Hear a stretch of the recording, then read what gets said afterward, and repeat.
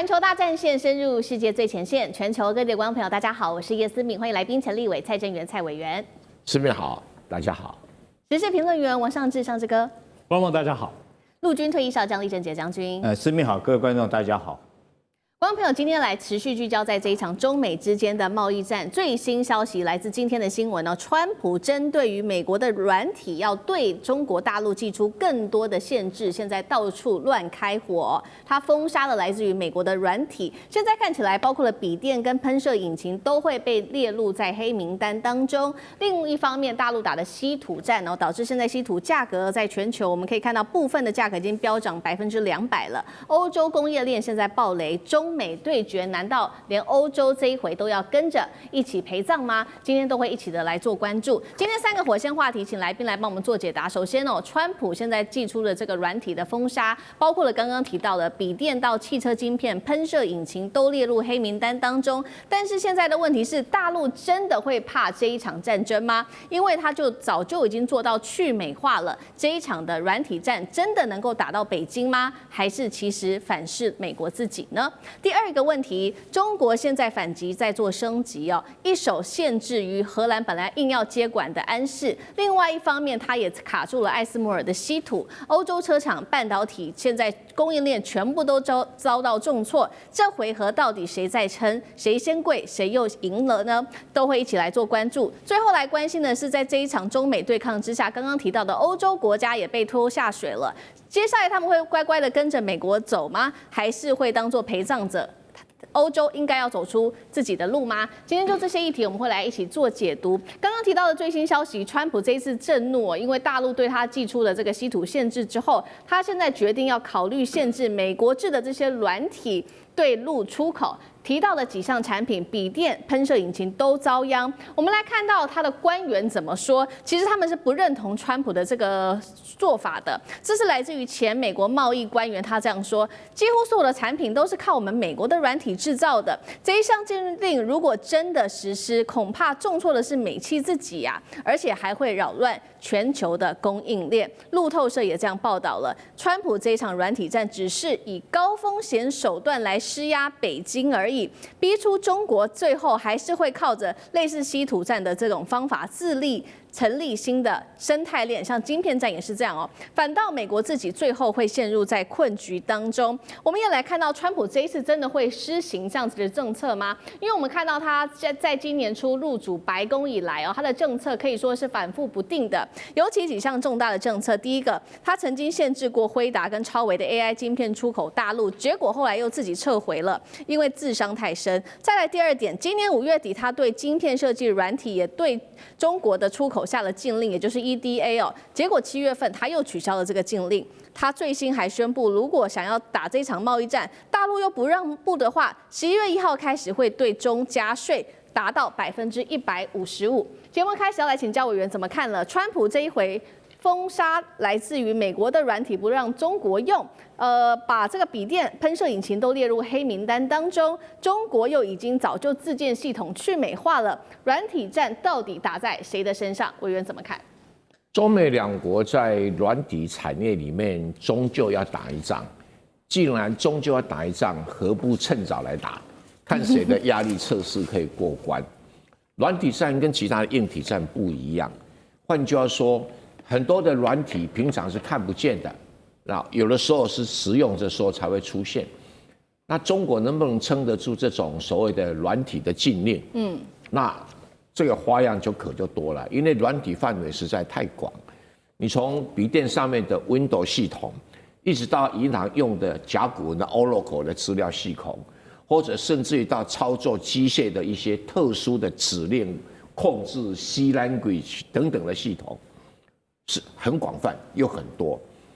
但是中国一年付给美国的智慧财产权一年也只有差不多100多亿美金而已，并不多，所以表示中国要依赖于美国的软体的数量也有一定的局限性，所以才只有100多亿美元。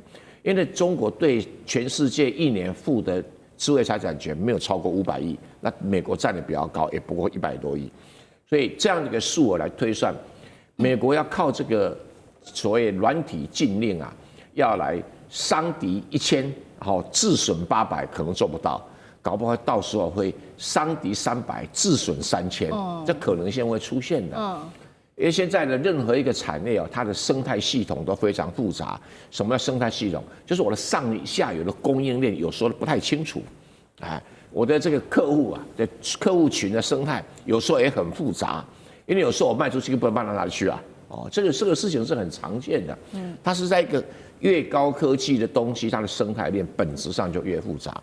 那你说我要禁止中国的软体，那就问你个问题啊，请问你进中国使用 Windows， 那现在中国所有电脑上都有 Windows， 是要拿掉吗？你拿不掉啊。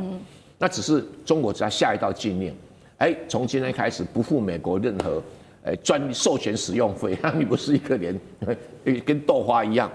而很多东西中国是可以取代，而且软体更容易取代。EDA 这么复杂的软体都取代了，那其他你找不到，中国没有东西不能取代啊，所以可以逼着中国加速去美国化。这对中国不是什么坏事啊。以前中国还是有一票亲美的人，什么时候都用美国的软体，用美国的一些服务啊。那现在可以加速去美国化，也未必不是坏事。中国一定要有个心态，就是说，终有一天终有一天要跟美国打一仗。那既然打一仗之前，所有该这个去美元化的去美元化，然后贸易不相往来，金融不相往来，软体不相往来，这种心态要有。那看到时候谁先屈服。那川普最大的问题在哪里啦？人家说将不可因怒而兴师，他每次发脾气就拿来这种乱摔东西，像一个那种小孩子要糖吃要不到那种甩在地上那个样子。那第二个，我们讲究抹定而后动。现在美国跟欧洲很多人根本就觉得，中国是谢寒哦，随便打都可以啊，就没想到没钱出去，中国连吭声都不吭声，直接的。靠内功反击，像安氏半导体就是一个例子啊。因为美国人没有算到一件事情，安氏半导体这种半导体很便宜又很广泛，主要是汽车工业在用。然后汽车工业在用，他忘了一件事情，他要经过3年以上认证，高温高压不好的气候各种形态状况底下，这个才能够卖到汽车产业。所以不是半导体多高深，而是它经过起3年以上的测试。你现在断供了以后，你哪有3年可以测试？你工厂马上不能出货啦。而且它安氏半导体的半导体销量在中国一半，在欧洲一半，那中国产业没有受影响，你欧洲产业当场就挂掉了。这个也就是为什么他们事先都没有把事情想清楚，想得简单。我叫中国站起来，站起来，跪下去就跪下去，就发现到。跪下去是你，这是麻烦的地方啊。是。好，我们看到这一场这个科技战从晶片现在正式打入到了软体的领域，确实现在正在加速的就是中国大陆的去美化的进程。那另一方面，我们看到中美之间除了打晶片战，现在呢，中国大陆手上的王牌还有它的稀土战。这一场稀土战却是不只是中美之间的一个较量而已，也把欧洲国家也一起卷进来了。所以我们一起来评估是否欧洲会沦为这个中美之间竞争下的另外一个陪葬者呢？刚刚委员特别帮我们提到了说，这个荷兰政府硬是要接管大陆的这一间安氏半导体之后，大陆祭出了2大招来做反击。第一招，我们来看到 CG 就是它的限产令，要求中国的东莞厂削减出货，让欧洲车厂就是瞬间有面临断货的危机，包括了福斯、BMW 跟宾士等等。第二招就是掐住这个荷兰商艾斯摩尔的命脉，中国对14奈米以下的晶片用的稀土采用逐案审批，那接下来恐怕 EUV 就会来面临这个供应链卡关的窘境了。外媒估算说，艾斯摩尔顶多它的库存只能再撑下3个月的时间，而这些高阶的曝光机很需要的就是大陆的这些稀土，95%相关材料来自于中国内部的矿区。那包括了另外一方面呢，欧洲现在国家很紧张的原因，是因为稀土价格在近期也是飙涨，幅度达到200%，重创的就是德国这个工业强国。来自麦肯锡的进一步推估，他说德国现在有400多万份工作和稀土是有关系的，大约占 GDP 9%。如果真的受到冲击，3700亿欧元的产值恐怕就会岌岌可危了。到底欧洲还会继续的跟这个中国斗下去吗？厉将军怎么看？我觉得荷兰跟德国很明显的就是欧洲自己要去思考这两个国家现在所面临的一个困境。那欧洲到底要不要跟着美国继续起舞下去，继续跟中国采取对抗的方式，还是欧洲自己要走出自己经贸的一条路？我觉得从这两个例子很明显的看得出来。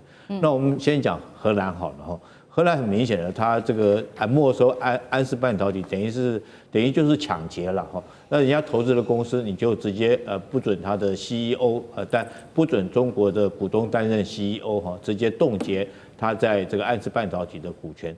可是荷兰有没有想过一件事情？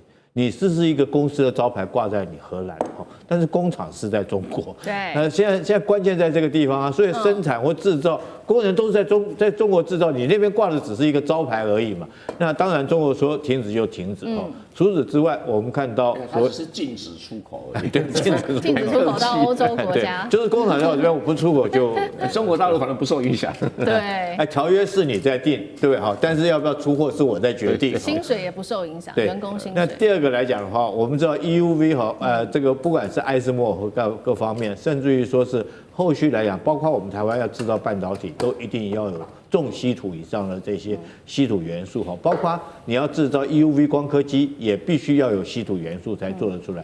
所以现在荷兰，我觉得它面临两难。我觉得这个中国跟西方国家有时候，我形容他们的这种战略思考是不一样的。当然有人形容说是中国是下围棋的概念，看的是一个全盘但你知道我认为美国是什么观念吗？美国如果说用军事立场来讲的话，我觉得他们是打梭哈的观念然后中国我倒是认为说是打麻将的观念。我想用这个观众可能会比较能够理解。为什么我这样讲呢？大家想想看，梭哈是怎么打的？就是你一队的话我两队，你两队的话我四大金刚你四大金刚我同花大顺，就一个压过一个在军事上也是这样。你是迫击炮我就用大炮，你用大炮我用飞弹你用飞弹我用战机，所以说一个压过一个但是麻将是什么观念？麻将就是说我只要是卡到你，比如说是我卡张你就不能听牌，对不对？你就不能胡牌，我只要卡那张。第二个来讲我们看打麻将还有一种什么，就是说，你在那边做一个大牌，对不对？做了半天，不管清一色啦或干什么，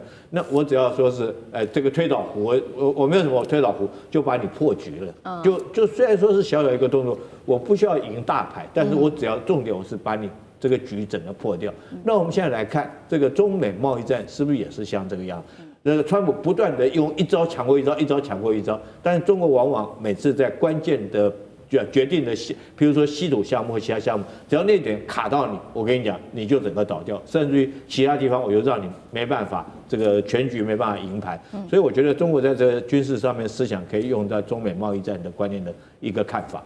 好，庄军帮我们特别提到了美欧跟中国大陆在这个战局上这个整体的战略思考上的完全不一样。那确实欧洲国家也是这么认为的。这位是欧洲最大的这个原料材料的贸易商之一 Tradition 的总经理吕特，他特别去形容说中国大陆做生意的方式，还有他们的战略布局方式。他说中国人是以10年为期的，欧洲人只看季度的一个报表。今天的结果就是战略眼光的一个差距，才会造成今天这个稀土战中国大陆占上风那另一方面，现在欧盟确实是很急，所以他们预估呢，在本月的月底就会赶快跟中国大陆就稀土问题赶快来进行讨论。但是他们也不忘去放话说，如果说真的我跟大陆外交途径无法解决的话，我不能保证我不会对中国采取贸易的反制。欧洲国家的态度接下来很关键了，他们是要走自己的路，还是要跟着美国当陪葬者呢？上志哥怎么看？所以我们知道，其实这次原本的因为关税战的部分是中美打得非常激烈，在这个激烈过程里头，坦白讲，其实欧盟跟中国因为都是美国关税的这个受害者啦，其实大家其实可以比较松动一点，因为过去先前为了整个新能源汽车，双方在去年开始，中国跟欧洲的整个的产业经济也是搞得非常的紧张，所以难得可以缓和。但是最近因为安氏这个半导体的事情真的是推向了，而且这是跟美国的这个抗争很不一样所以大家要非常关注有关于安氏半导体后面延续的中国跟欧盟本身的这个经贸冲突。那么眼前来看，其实真的蛮有意思的，就是说欧洲怎么搞的就明明可以好好的，为什么都是要安氏半导体这件事情是美国在主导的？而这个部分的布局，然后你就知道这个荷兰就跟着，乃至欧盟只能跟着，所以我们必须得说啦。所以我看过在经济学人当中曾经有形容说，整个欧盟国家欧盟。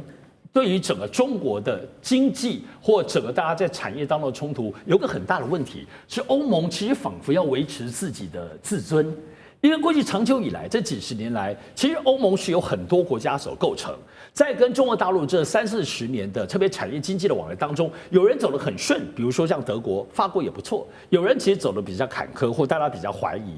那么像西班牙等等是后来居上的，现在就变得大家比较跟中国之间关系比较要好，更不要说像塞尔维亚这个部分是非常经典，就是跟中国是非常非常的抱在一起的。所以简单讲，这还是有几个结构性的问题。首先，过去长久以来，其实欧盟在跟中国大陆经济当中，过去其实还是居高临下的。颐指气使的，把中国的部分就视为是一个市场，任欧盟挖，然后你那边的制造能力、成本、人力很低，任它随便用。